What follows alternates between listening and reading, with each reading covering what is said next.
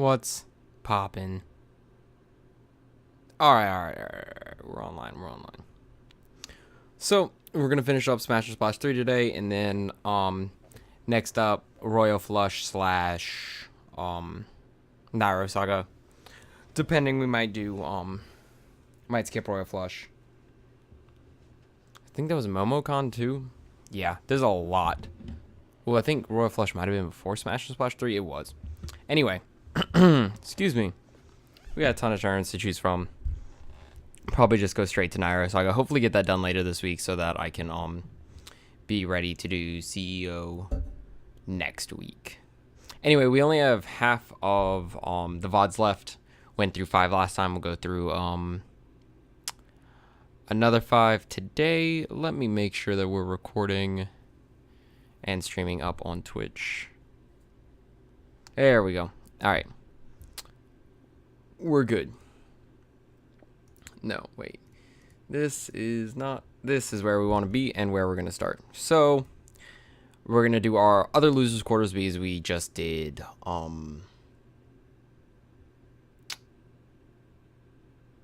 Larry versus Mr. R. So, yeah. I mean, this guy's had. This is a matchup that is claimed by Esam and a couple others that Pikachu does really well in / Pikachu could win in solely because of how strong his edge guarding and combo game is. But I don't know. I don't know if we have a lot of proof to be backing that up. Ooh, we're gonna get started anyway.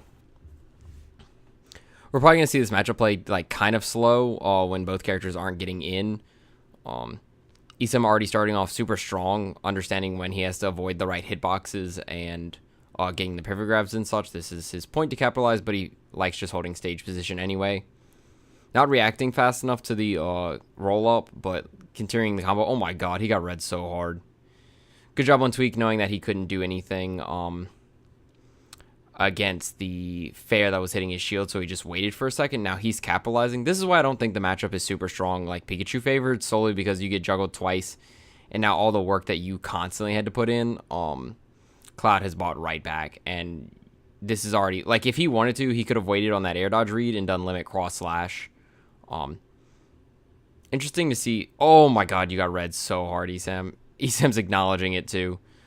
Good use of Thunder Jolts because he's covering it, so this actually could be really bad. Good job on Tweek DIing to the farthest blast zone side, which is the key when it happens. Which will actually run it back so I can show you when he gets grabbed here. Where is my pin tool? Hold up. I didn't come fully prepared today. I'm sorry. All right, we're back. So when he gets grabbed here, obviously you want to be DIing over here because if you get back thrown, you want to be close to the stage, but you have a ton of time to react to that, and up throws pretty quick, and the blast zone that's over this way is a lot farther, 2 or 3 times farther than where this blast zone is. So if Esam's going to hit the raw thunder, you want to be DIing this way. That's why you see after the thunder connects that it looks like he has really bad DI because he goes almost straight left. He barely goes up here. He doesn't do anything sort of like this. It's more so like this. So we see where he was going with the DI, and it works out for him because he's still able to save himself. A great Thunder Jolt. If he had saved the jump, he probably wouldn't have been able to do something to avoid the Thunder Jolt and not have to burn limit, but I wouldn't call that a mistake on Tweek's part. I'd more so call it exact edge guarding on Esam's. It was really well done. Good job realizing that Tweek was really, really looking for that punish, so he his second quick attack angle, he went straight down instead of all the way onto the stage.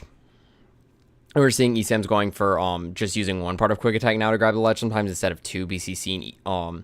Tweek's been able to hit him out of some of them. Tweek realizing he can play a little bit slower here solely because of the how aggressive Esam's being. The air dodges he's had into the stage have been causing a huge problem. That's going to finish off the stock though. Actually caught Esam for overextending, and that's kind of been the name of the game. Oh no, that was so close for him being dead. Good job on Esam. Still keeping up the pressure after missing that jab lock. Esam just wants to put him in the down tilt to get the jab lock. I really like what Tweek's doing when he gets in this. Oh my god. If he hits that with the back part of Nair, like Rar Bear, or Rar Nair, I mean, he could have killed him. Super close, though. Probably a 50-50. Oh, this is not going to be true. More so on Esam, I believe, missing it. But it also might not. It might have been too low of a percent. Amazing angle from Tweek. Barely, like, being able to still snap. The tech in place wasn't the best option, but you kind of allow yourself to get red if you go another direction. And Esam then hits his Roar Thunder, most likely. He has to be really careful with his downers, as we saw earlier in the set. It got him killed. Great job realizing he needed to go to air dodge and not go for the snap, because if he goes for the snap there, he might actually just die. Tweek's been doing a really good job of calling out his quick attacks. And now we're seeing the point where Esam, like, is getting a little bit more respect on the ledge, so he can just stand up from now on, or stand up for the time being. Unleashing the Thunder a little too early, but I think if he maybe waits, that gives Tweek enough time that he can just snap with his up B. But Tweek took like 80-90% at the start of the game and didn't get phased. He took the 2 or 3 strings he needed and brought it right back. And even getting killed first. Still holding his own ground, which is super important because momentum is a big deal in this game, especially when you're playing against Esam. Something that he rides off of. Okay, so up tilt can pick him up. Oh no, he's going to get pratfalled. Esam getting the most out of this. Actually insane how far he took that. I'm not super with that Thunder there, solely because, I guess worst case scenario, like, he was still above Pikachu, but I feel like he could have waited and tried to push him back towards the ledge instead of just having him, like, above him. And now Pikachu's at the point where the down tilt's going to send him into tumble, and he can get the jab lock to finish off a stock around this percent. Tweek doing a good job of, like, getting into the space while not overextending too hard. Like that. It was really calculated. His use of Nair is really good in this matchup, which I think is super needed. Oh, good job on Esam realizing he can't air dodge there. But as I was saying, Nair is such a good hitbox. He's not going to Roar Thunder. Because, again, it's another situation where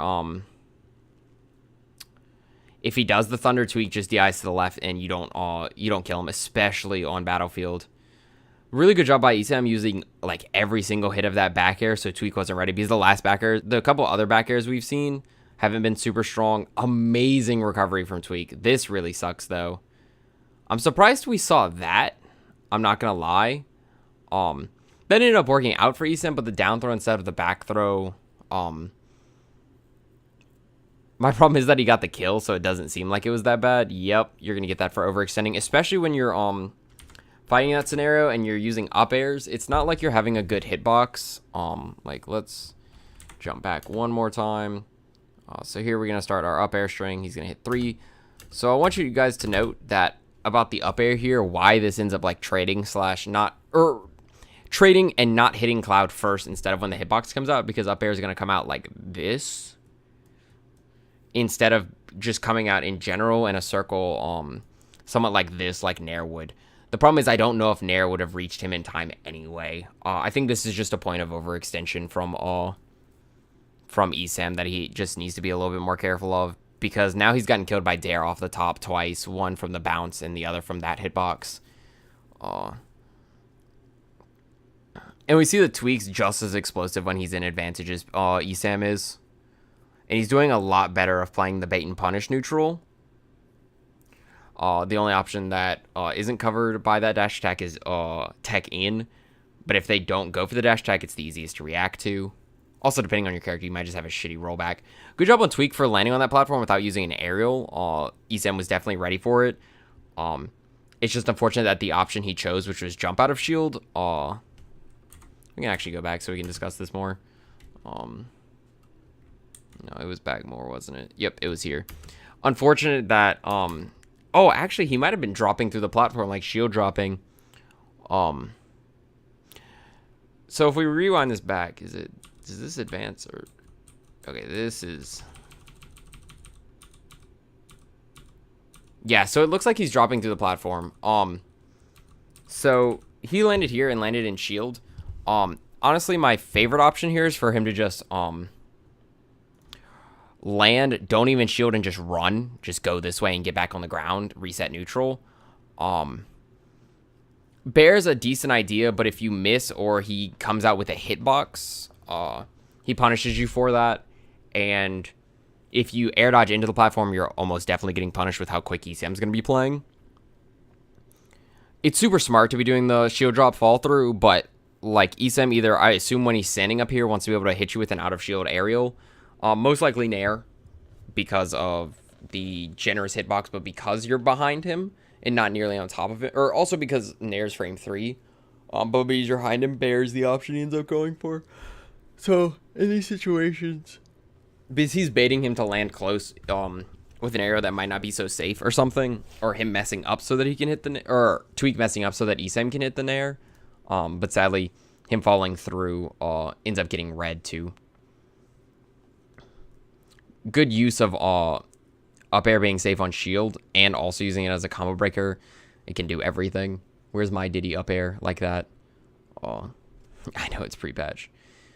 Oh, Esam going for the wrong thing. I believe he wanted down tilt or forward tilt, one of the two. I would assume down tilt. Great job using the up air and using the late hit so he'd still be positive enough that he could throw another aerial out. Excuse me. Kind of jumbled my words there. Yep, we're seeing Tweek starting to respect the chance of up B more. Kind of like you'll see in sets with Larry where they start to respect him drop, jump, side B from ledge. Or just side Bing onto the stage instead of going to the ledge. And Tweek starting to mix it up how close he's getting and where he's backing up. The big thing about quick attack that's even better than illusion is that instead of just doing that, oh, he's actually going to reach him in time. He had to go for the dash attack though because most anything else would have been shielded. He could have gone for the grab, but if Tweek decided to do anything else, he wouldn't have gotten grabbed. Oh no, that's unfortunate. Oh, Battlefield making it so he's actually going to live. I like the dash attack option. A little too hungry with the read with up B, but I think his timing was just off. It wasn't really like a misread, as I just said. Oops. Bear not from a safe distance, so he ends up getting punished. Good job getting off the ledge immediately and getting out of there. We're getting close to a situation where up throw is going to kill Pikachu, but I don't know exactly where it's going to be on this stage. That's what I was trying to talk about earlier with why quick attack's so much better than illusion, because you can mix up not having to go straight all the way onto stage. You can just go onto stage and then go straight down with the second part of it, or if you want, you can go up like more of a 45-degree angle up and then go down onto that platform. That's a lot riskier because then you allow Cloud to have the time if he was running in to just jump aerial at you, which then he can do whatever he wants, up air, bear, nair, even cross slash you if you want, because you're going to have a decent amount of lag. So, I assume we're right back. Well, so I guess Tweek changed his ban because he banned this stage the first time. Because if he didn't ban this stage the first time, I'm surprised Esam wouldn't have gone here. Something to note, like I said earlier, was the up air on shield Tweek spin falling out and getting hit for it. Luckily, the strings aren't mattering. Like it ended up, adding 6 or 8% to him. But Esam, knowing that he really needs to get out of that juggle situation, that's where Cloud's going to shine. This edge guard is super important. He doesn't mind him air dodging into the ground. I actually super like this edge guard. This is incredibly complex, and every part of it is to guarantee the stock kill. So let's actually start from the beginning, because Esam plays this super smart. He gets out of the juggle situation, resets himself on ledge. He finds himself in the situation where he can get the back throw. Cloud's obviously going to want to retreat high, so even if you knock him out of this double jump here, he most likely is in a situation to snap ledge. He's scared of getting hit back off stage here, so we're going to see the air dodge into the ground, which is going to leave him with 20 frames of end lag.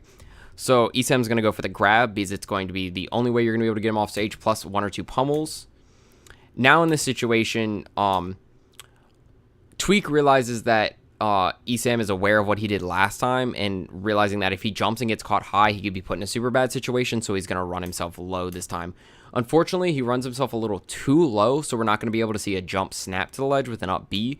So now you're in this situation where Pikachu can actually jab you. Because of this, Cloud is no longer in a position to be able to tech, or not tech, be able to grab the ledge, so he's going to have to come down and up B again. So Esam gets the free down air, which causes Cloud, if he doesn't... The reason that... sorry, that was all very fast-paced. The reason that Cloud does not fall down with Pikachu here, and we see Tweek go for it, is because if he falls down right here with Pikachu in the next couple frames, he just gets snared and he's automatically too far away. And I don't believe Tweek is at a point where if he gets snared, he gets into limit, or gets snared and has enough time to get limit and also get back, especially because Lilat's bottom is very small. So he might die at a point where, like, if he had limit, he could make it back, but he doesn't have enough time. So we're going to see the retreat up high. And Esam knows this because he can just react. Like, he only has two options, which are fall down and up B low to, like, snap after the fact, or go high by immediately up Bing. You could maybe stall with Blade Beam, but then you're, like, if they didn't overextend in some way, which we're going to see Esam not. Esam's got this, like, textbook down. You would then get nared or something. But anyway, so then Esam, by realizing that he cuts off this bottom option down here by just existing, he knows that the only thing left is for him to up B, and Pikachu actually can create a hitbox up there by doing Thunder. He just so happens to barely miss the Cloud, which is unfortunate because he drops this edge guard, and Esam looks upset too because he knows that it was just follow the formula and Cloud will die. We're seeing Esam get grabbed. Oh, actually going to land this jab lock. He's just going to take the meaty percent off F smash. Not going to stale up smash. Not going to go for a throw because it's not going to do as much percent or put them in as bad of a situation. You could go for the back throw, but it's not a huge deal. Esam now mixing in drop jump attacks too. I was about to say we've seen an infrequent use of quick attack on this stage. I'm surprised we didn't see his overextension get punished by a limit cross slash when he did the thunder earlier a little bit. Good job catching him as he was hitting the ground. If you don't react fast enough, Pikachu is going to be in such a good spot against you. Oh, a little too early for him to do raw thunder. The next grab, though, will guarantee the kill as long as Esam gets through it. Another point where you see him overextending into down air, but I don't want to blame that solely on, like, Esam. Like, I don't want to say that it's like, oh, Esam was bad. He didn't know that, like, the super obvious attack was coming down. Tweek's been mixing it up. He hasn't been coming down with down air that much. We've only seen him use it one or two times, like, in those types of situations where it hasn't killed. So there was nothing for really Esam to, like, be super ready for. Tweek pulling the trigger a little too early. I'm so surprised he grabbed. If Lilat had tilted just a little bit, he might not have been able to do that. Amazing perfect pivot for micro spacing. DI is going to keep him on the left side. That's actually going to be it. You can DI, also depending where Pikachu moves her body, but also whatever side you are on of back air, that's the side that you're going to get sent out of. So we're starting to see Tweek's movements getting a lot stronger. We've seen him, like, evolving the bait and punish this entire time, but this game we've seen when he's, like, showing, like, how masterful he can be at it. An unfortunate situation for Tweek here, but we're most likely going to see just a I was going to say we were going to see it high because of what Pikachu was doing with the jabs, because that can actually catch a Cloud when he's doing the limit up B, but it ended up working out for him, and we see Tweek's ability to, like, mix up the edge guard here by not going, because if he goes more to the left and then up B's, he gets hit by this downer, but actually doing the up B just a little bit more to the right, like around right here instead of down here, is so important, like incredibly, incredibly important. Because it allows this edge guard not to happen, and if that edge guard happens, he can lose the game. Whereas now he's in such a strong spot to be able to do whatever he wants. Not to say Esam's not out of this. Pikachu's got, like, extremely strong combos. Good job waiting out the down air. He's starting to play around the side of the down air. It looks like Esam was trying to get in there before limit was going to be able to be made, but this next hit, is going to bring it back online. Esam going for the hard read. If he has just a little bit more of a platform, he would have been able to go farther for that F smash to work, and he might have actually sealed the stock. Esam in a troubling position. I'm surprised we didn't see a Nair come out from Tweek just because of its low committance and what it can do for him in that kind of situation, but super strong. Incredibly strange option. You're most likely expecting the aerial there, and he comes down with a or then he comes out of shield with a grab or an air or something. So you're not likely to just sit in that position and hold shield, because you're not even expecting cross slash in that situation, much less limit blade beam. really, really well played by Tweek. He cleaned up the problems he was having earlier in the set, which was overextension into Pikachu stuff and kind of getting combo just a little bit harder. And as I said, I know already a couple times, his microspacing becomes even stronger, and he plays more bait and punish, which is how you end up beating Esam. We didn't see Esam playing as slow as we do in some matchups, which I think is when we see him play his strongest. There are times definitely when Esam needs to get his percent to beat players, but there are other times when his slow methodical play and then coming in when you're not ready is what really rewards his play.